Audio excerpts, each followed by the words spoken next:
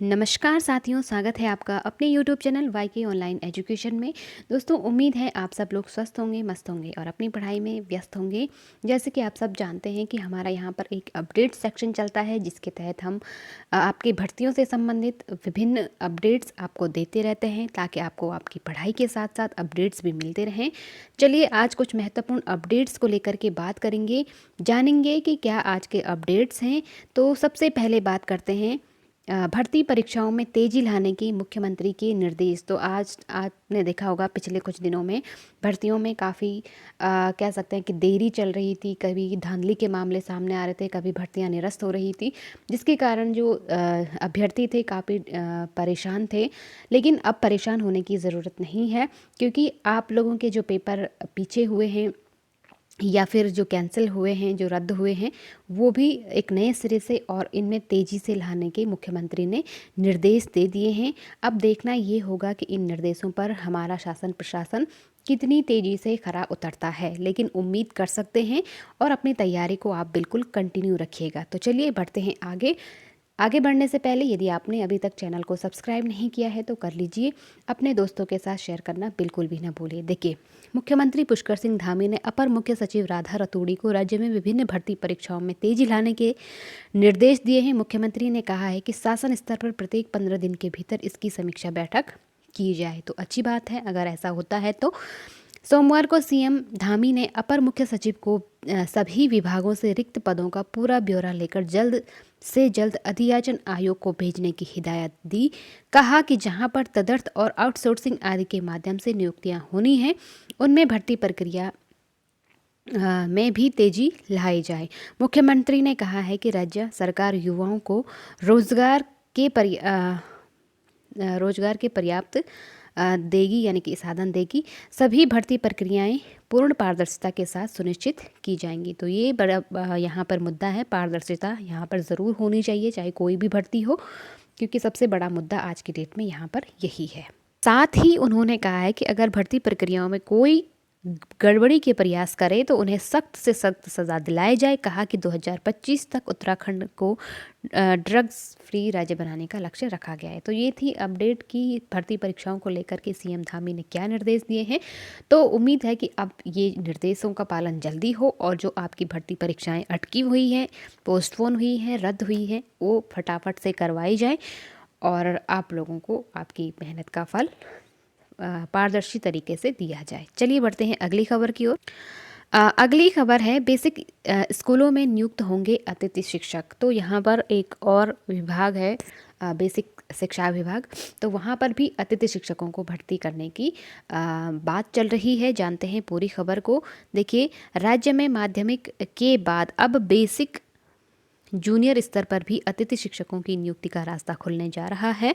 इनकी नियुक्ति रिक्त पद अथवा स्थायी शिक्षक के अवकाश के दौरान स्कूलों में पढ़ाई सुचारू रखने के लिए की जाएगी। बेसिक शिक्षा निदेशक वंदना गर्ब्याल के निर्देश पर निदेशालय ने इस बाबत शासन को प्रस्ताव भेजा है। तो पहले जो थे वो बेसिक मतलब माध्यमिक स्तर पर ही अतिथि शिक्षक रखे गए थे। यहाँ पर दिया भी है 4300 अतिथि शिक्षक हैं माध्यमिक विद्यालयों में कार्यरत। तो वर्तमान में 4300 अतिथि शिक्षक कार्यरत हैं।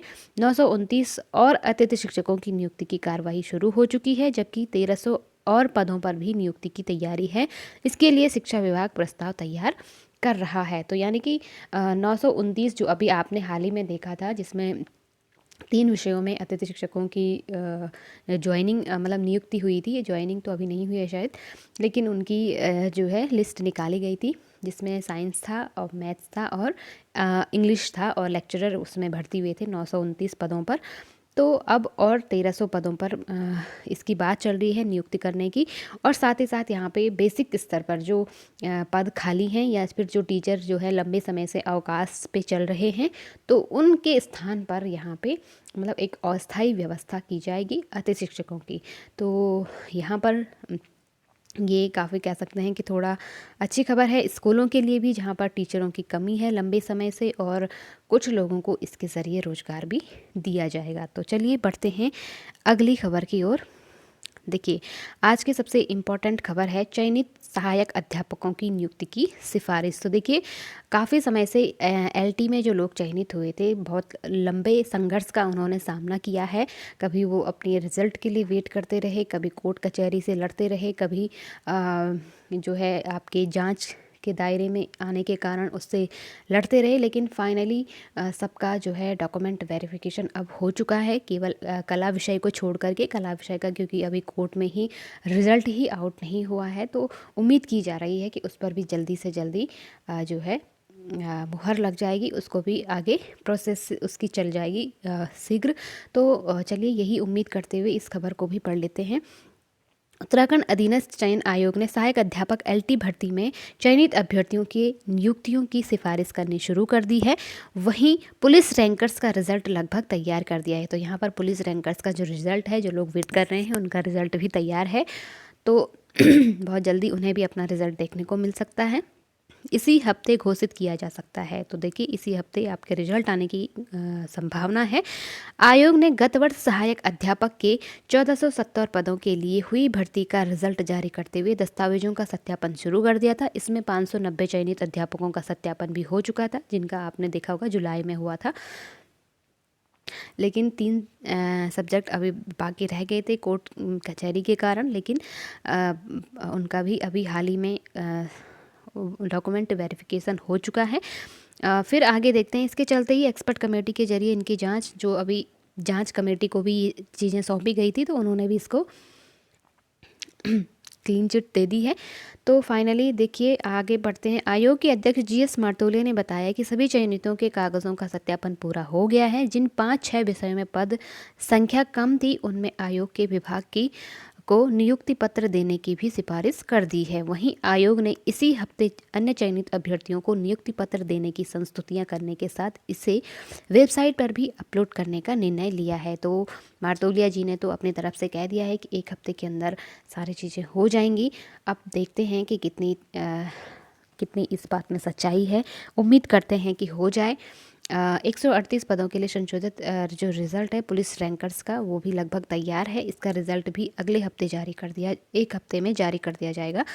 उन्होंने बताया कि आयोग ने हर भर्ती परीक्षा का रिजल्ट जारी होते ही हाईकोर्ट के में कैविएट याचिका भी दायर करने का निर्णय लिया है। इससे नियुक्ति प्रक्रिया में अनावश्यक रुकावटें पैदा नहीं होंगी। यानी कि जो भर्तियां कोर्ट कचहरी के चक्कर में लंबा समय खिंच जाता है, उनके लिए भी उन्होंने एक कैविएट, यहाँ पर कहा जा रहा है इसको कैविएट याचिका, तो उसके थ्रू जो है आपकी जो कोर्ट में लंबित भर्तियां होती हैं, उनको भी फटाफट फॉरवर्ड किया जा सके, ऐसा इसमें कहा गया है। ठीक माफ़ कीजिए। तो उम्मीद की जा रही है कि जल्दी से जल्दी, यानी कि फरवरी से ही आप लोगों की जॉइनिंग हो जाए, जो एलटी में जिन्होंने लंबे समय से इंतज़ार किया है। और चलिए, हमारी तरफ से ढेर सारी शुभकामनाएं हैं आप लोगों को। हम तो यही उम्मीद करते हैं कि जल्द से जल्द ये कार्य होना चाहिए। और स्कूलों में जो खाली स्थान हैं, जहाँ पर बच्चों को लंबे समय से बिना टीचरों के ही जूझना पड़ रहा है हमारे पहाड़ों में, तो वहाँ पर शीघ्र नियुक्ति उनको मिल जाए। और इसी शुभकामना के साथ आज का ये सेशन यहीं पे समाप्त करते हैं। उम्मीद है आप लोगों को इन्फॉर्मेटिव लगा होगा। सेशन पसंद आए तो एक लाइक ज़रूर कीजिएगा। अपने दोस्तों के साथ शेयर करना बिल्कुल भी ना भूलिए। और आपकी इस सेशन से संबंधित कोई भी राय हो तो हमें कमेंट बॉक्स में लिखना ना भूलिएगा। तो चलिए, मिलते हैं नेक्स्ट वीडियो में। तब तक के लिए नमस्कार।